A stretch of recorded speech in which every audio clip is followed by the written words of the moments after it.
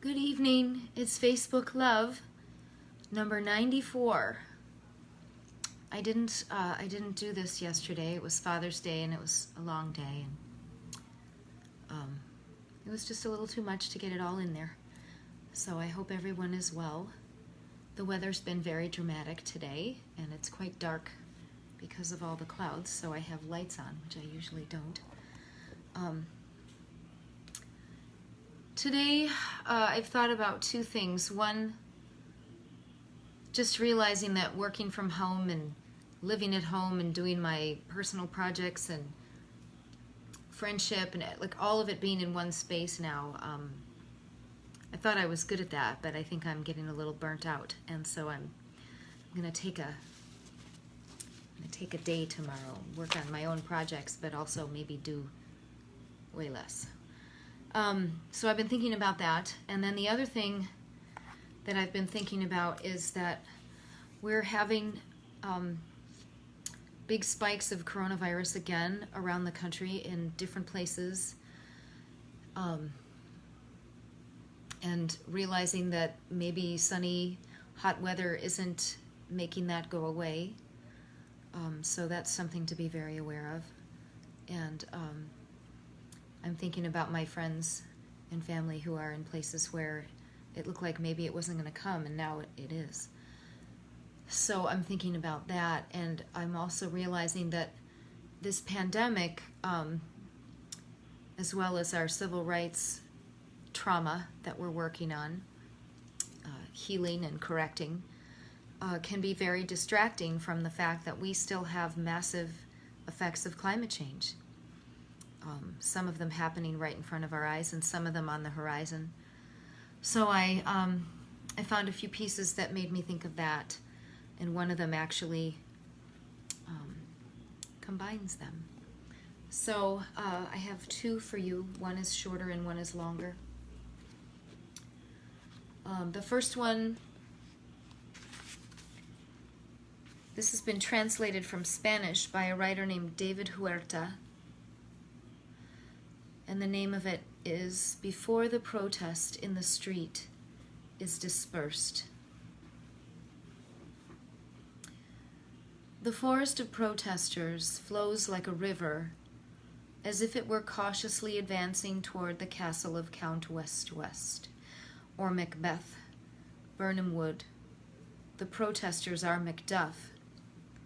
They are surveyors as well. Electricity travels up and down the column, woods or river of protesters, and that electricity will later resemble a whip someone is snapping, but not at the moment.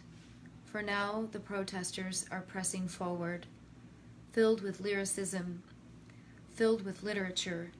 They are marching in this poem, and then the police will come, will cut down those trees, will dam that river, will erase this lyricism with the crude prose of their clubs, and this poem will end, as I am ending now, with that final period, barely visible through the acrid clouds of the tear gas grenades.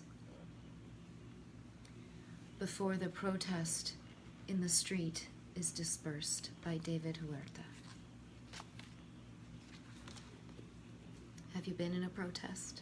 Have you marched? Have you stood in a crowd of people who feel the same things that you do so deeply that they have to go and stand in the street and march for hours at a time so that the helicopters fly over and the police line the area? It's really a powerful feeling. It's worth it to do it someday if you've never done it. The thing I found the most impressive was how much joy there was. I thought there would be passion and maybe some anger, but instead of anger, I felt great humor and joyfulness. So, there's that. This is a piece by Doty, a current writer, I'm going to sneeze again, just like I did the other day. There's a lot of pollen this week, I've noticed. Maybe it'll go away since I said the word sneeze. That happens sometimes. All right, well, we're going to try it anyway, even if I sneeze. This poem by Mark Doty is called Visitation. I chose it because it reminds me about what has been happening since the coronavirus shut down big cities for the last several months. Water in canals, such as in Venice, Italy, have been clear. Dolphins have swum in. Schools of fish that haven't been visible for decades, longer, have shown up. Rivers are running clear. The ocean is cleaner. Humans, maybe we should slow down. Maybe that's one of the lessons. So this piece by Mark Doty called Visitation. When I heard he had entered the harbor and circled the wharf for days, I expected the worst. Shallow water, confusion, some accident to bring the young humpback to grief. Don't they depend on a compass lodged in the salt-flooded folds of the brain, some delicate musical mechanism to navigate their true course? How many ways, in our century's late iron hours, might we have led him to disaster? That, in those days, was how I'd come to see the world, dark upon dark. Any sense of spirit, an embattled flame sparked against wind-driven rain, till pain snuffed it out. I thought, this is what experience gives us, and I moved carefully through my life while I waited. Enough. It wasn't that way at all. The whale, exuberant, proud maybe, playful, like the early music of Beethoven, cruised the footings for smelts clustered near the pylons in mercury flocks. He, do I have the gender right, would negotiate the rusty hulls of the Portuguese fishing boats. Holy infant, little Marie, with what could only be read as pleasure, coming close, then diving, trailing on the surface big spreading circles until he'd breach, thrilling us with the release of pressured breath and the bulk of his sleek young head. A wet black leather sofa already barnacled with ghostly lice, and his elegant and unlikely mouth, and the marvelous afterthought of the flukes, and the way his broad flippers resembled a pair of clownish gloves or puppet hands, looming greenish-white beneath the bay's clouded sheen.